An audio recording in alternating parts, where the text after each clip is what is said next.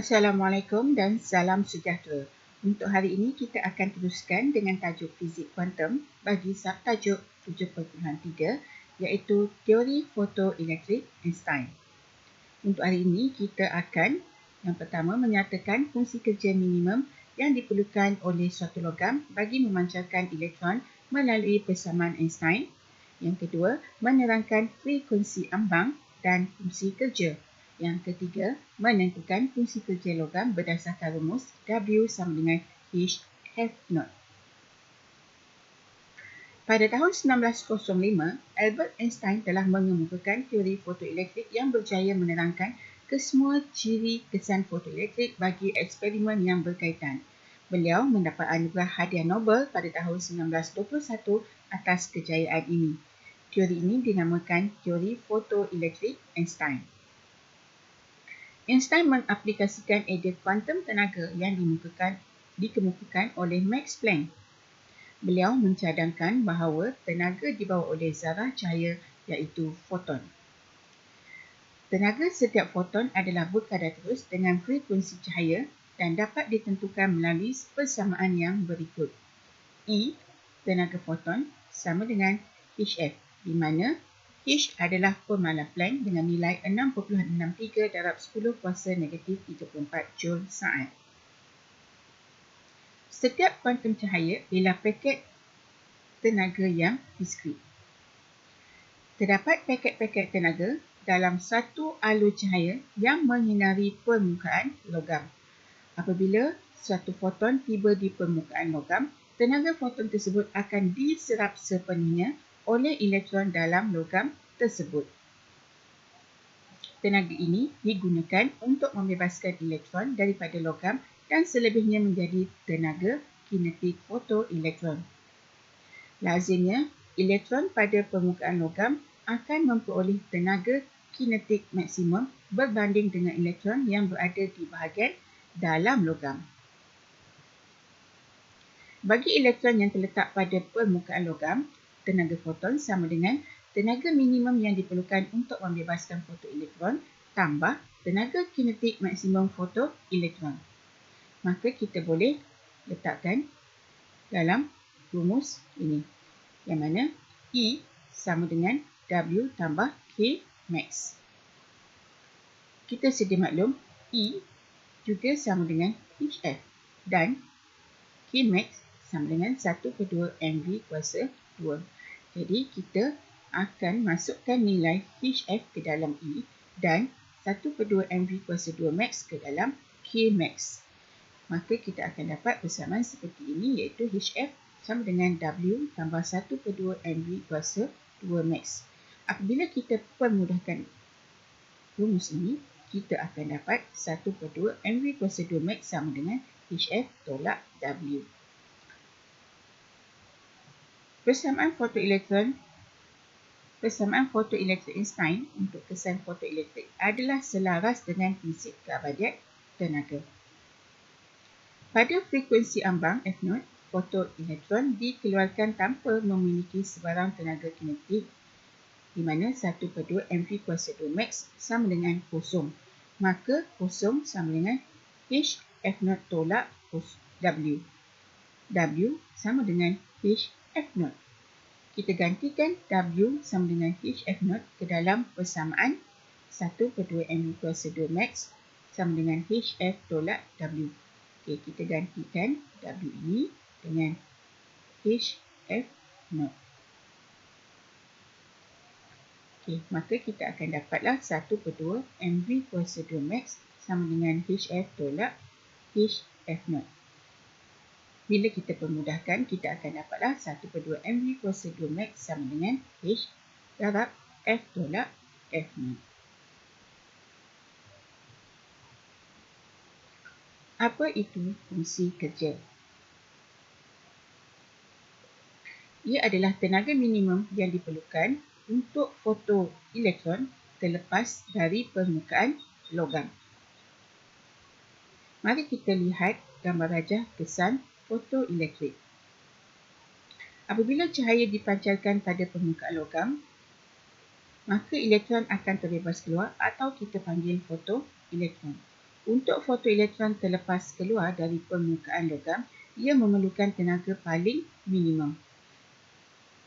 Tenaga yang paling minimum itulah yang kita sebut sebagai fungsi kerja.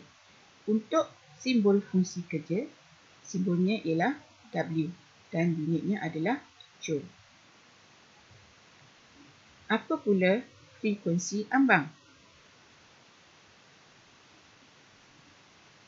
Frekuensi ambang ialah frekuensi minimum foton cahaya yang menghasilkan kesan fotoelektrik. Jadi kita lihat sekali lagi kepada rajah kesan fotoelektrik ini. Apabila cahaya dipancarkan pada permukaan logam, elektrik akan terbebas keluar dan dipanggil kesan fotoelektrik. Untuk kesan fotoelektrik ini berlaku, frekuensi cahaya yang dipancarkan mestilah melepasi frekuensi minimum. Dan frekuensi minimum inilah yang dipanggil frekuensi ambang. Mari kita lihat gambar rajah graf untuk kita lebih mudah faham. Ini adalah gambar rajah untuk graf Kmax, iaitu tenaga kinetik fotoelektron melawan F, iaitu frekuensi. F0 ini adalah simbol bagi frekuensi ambang dan ia terletak pada pintasan X dan mesti mempunyai nilai, maka ia tidak akan bermula daripada kosong. Apabila nilai frekuensi melebihi daripada F0, barulah kita akan nampak terhasilnya kesan fotoelektrik seperti yang terdapat pada gambar rajah ini, pada graf ini. Jadi kita boleh nampak di kawasan ini ada kesan fotoelektrik dan di kawasan ini tiada kesan fotoelektrik.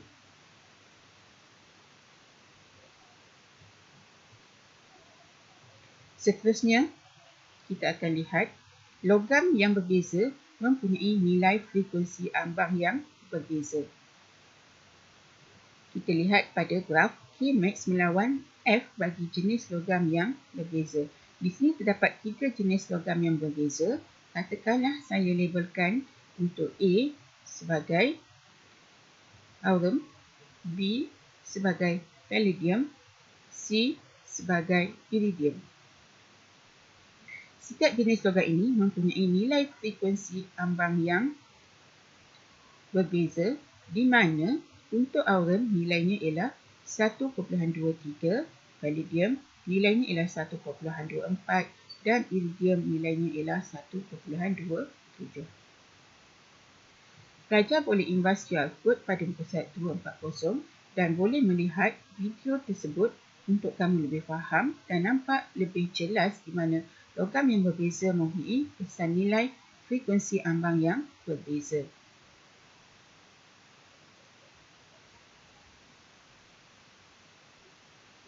Kesimpulan yang kita dapat, frekuensi ambang adalah frekuensi minimum foton cahaya yang menghasilkan kesan fotoelektrik.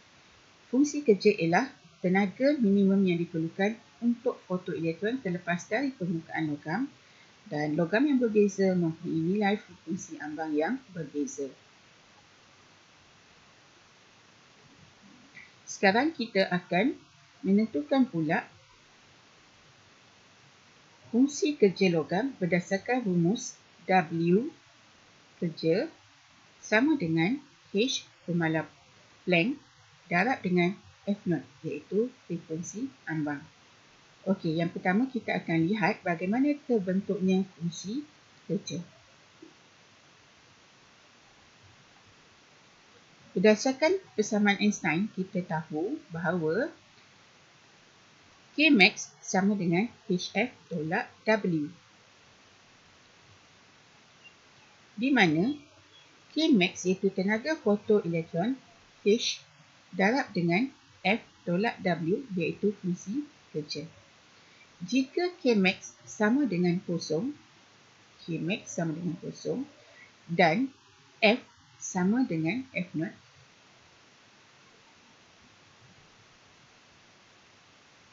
berdasarkan persamaan ini, untuk rumus fungsi kerja, kita tahu ia berkaitan dengan frekuensi ambang.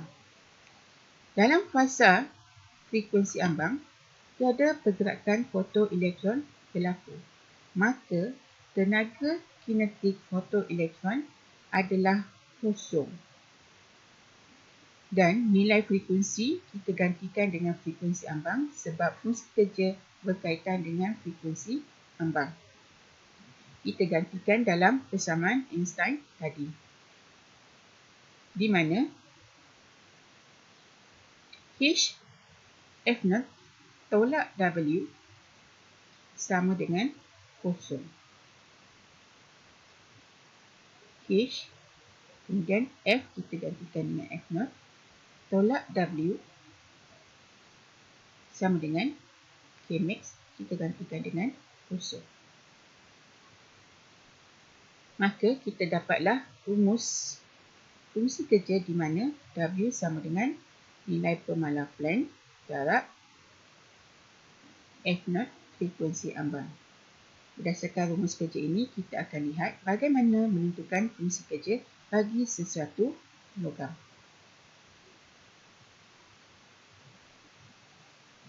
Sekarang, kita akan tentukan fungsi kerja logam berdasarkan rumus. Okay, jadi kita dah ada W sama dengan HF0. Jadi kita boleh menentukan fungsi kerja logam berdasarkan rumus yang telah diberikan ini. Jadi sebagai contoh yang pertama, W, untuk mencari W yang pertama ini, kita akan masukkan nilai H. Okay, nilai H iaitu pemalar Planck.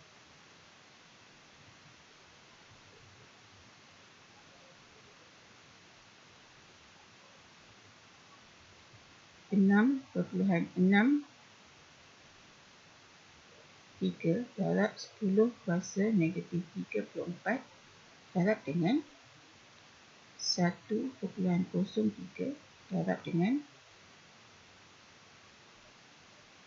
10 kuasa 14. Okay.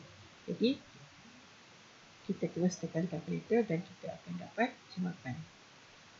Okay, jadi saya mengharapkan untuk para pelajar boleh meneruskan yang lain sehingga selesai. Itu sahaja untuk kali ini. Sekian, terima kasih.